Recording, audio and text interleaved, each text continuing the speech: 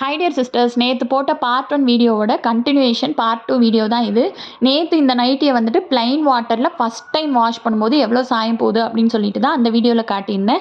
So இன்றைக்கி வந்துட்டு அதே நைட்டியை சோப் போட்டு வாஷ் பண்ணால் எவ்வளோ கலர் போகுது அப்படிங்கிறத தான் இந்த வீடியோவில் ஷோ பண்ணியிருக்கேன். ஸோ வீடியோ கடைசி வரைக்கும் பாருங்கள். ஃபஸ்ட்டு சோப்பு தூள் போட்டு அதில் நைட்டியை நல்லாவே டிப் பண்ணி கல்லில் போட்டு நல்லா கும்மி தான் துவைச்சிருக்கேன். இதோட கலர் பார்த்திங்கன்னா பிளாக் அண்ட் ரெட்டு. பட் நான் துவைக்கும் போது அதில் என்ன கலர் போகுதுன்னு சொல்லிட்டு நீங்களே பாருங்கள். அதில் கலரே போல் ஒரு லைட்டான ஒரு கலர் தான் உங்களுக்கு வந்துட்டு தெரியும்.